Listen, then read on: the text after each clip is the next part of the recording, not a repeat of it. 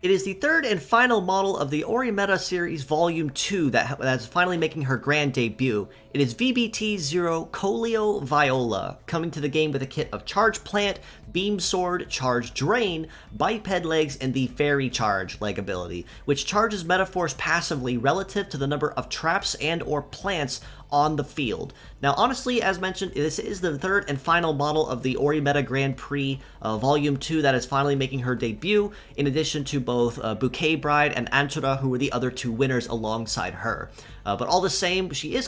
packing a very solid kit, which makes her a pretty solid one-woman Medaforce sustain and nuker, but on a more conventional and balanced level. Charge Plant is a setup-based skill which will set a plant on the field, and upon the completion of every turn for the duration of the plant, it will passively charge that particular the ally Medarot's charge gauge by about plus 10, I believe, for every turn completed until the plant, of course, expires, and then, of course, can be reset to keep that passive charge going. Very good for Medaforce sustain if you cannot very easily fit it in your build. Beam Sword, and her only mode of true combat, is a optic-based melee skill, meaning it will get a ×2 damage bonus at 30% charge, and a ×3 damage bonus, of course, at 100% charge. And then, of course, Charge Drain is her other melee skill. Simply put, upon attacking the enemy, it will sap a certain amount of their Medaforce charge and use that to fill their own directly, almost number for number. And I believe at full rank, it does take a flat 15% of their charge to add, of course, into hers, which further ties into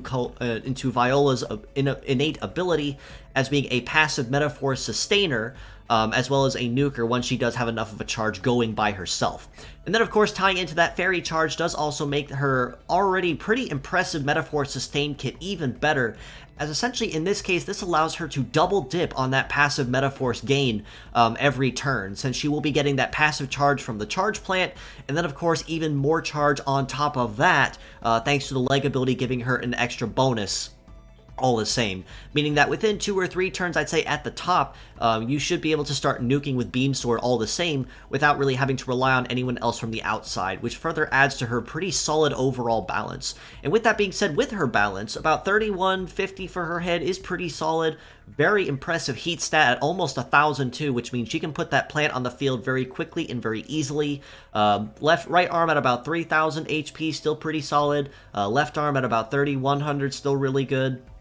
Base power on the Beam Sword as well, about 1093, also isn't too shabby either, but just as a friendly reminder, that also is the base level and the base number, so that does not apply to what it would be fully buffed or with all active conditions in play. And then, of course, with her legs, they're about 3250 for her HP, 753 for her mobility is pretty solid, so she's in that nice little sweet spot that you want to be in. An evade of 1068 also is really nice, meaning that she has a pretty solid chance of dodging or grazing a pretty fair amount. Very solid up close and personal melee resist at about almost 1300. However, her shoot resist at about 695 does leave a little bit to be desired, and quite frankly, maybe the only reason I will rate her lower than I really want her to, because up close and personal, she can handle herself pretty solidly, but against anyone using a long range attack, she unfortunately may be hurting just a little bit as a possible detriment.